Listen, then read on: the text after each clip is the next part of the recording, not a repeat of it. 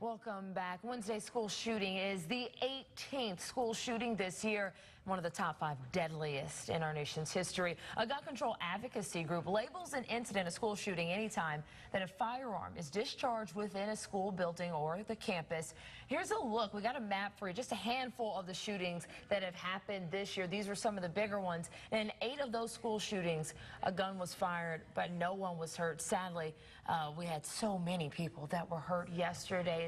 And these school shootings across America are becoming more and more frequent. After the investigation, there's always some sign that something was missed. Joining us live this morning is clinical psychologist Dr. Rafi Wall to help us answer some of these questions. Dr. Wall, thank you so much for joining us this morning. And so if a child comes home, your kid comes home, says that a friend or classmate did something disturbing, your father, yourself, what do?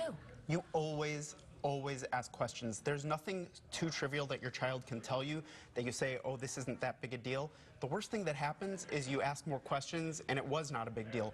But you always ask more questions. No matter how minor you think the issue is, you always investigate further and do your best to take proper action.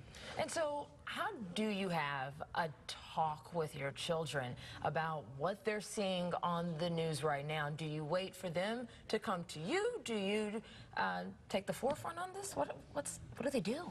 You've heard me address this sort of issue on the show before. As it pertains to this particular kind of an issue, as always, you want to have an age-appropriate conversation with your child, and you want to explain to them fully what happened in a way that they can comprehend for their age. So a conversation with a 4-year-old is very, very different from a teenager.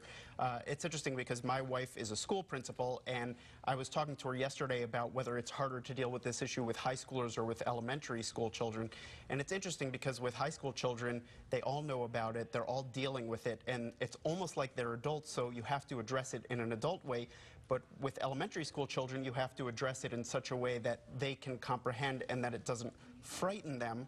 You make them feel safe and secure, but you also want to tell them the full truth and give them the opportunity to kind of ask any questions that they have. Are there warning signs for how we should expect our child to react? How do we know if they're not handling it well? There's no right way or wrong way. Well, there is a wrong way to respond, but there's no one right way to respond and to grieve something and to be bereaved. Some children withdraw to some extent, and if it lasts for a short period of time, you want to allow them to do that, but let them know that you're there for them.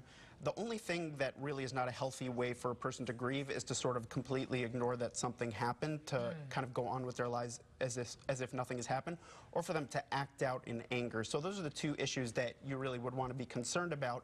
But sadness comes in a lot of different forms. Usually the old saying goes, misery likes company. That usually holds true, but that doesn't mean necessarily that some kids aren't going to just want a little time for themselves to digest everything. Because every kid is different, so it's just important to be aware, to know to look for those things, and just to be open to those conversations. Thank you so much, Dr. Walt, for speaking with us. And obviously we know there's a lot of grief counselors that are on school campuses right now to help a lot of the kids dealing with this. Mark, I'm going to send things back over to you. Doctor, some good advice there. Thank you both. This shooting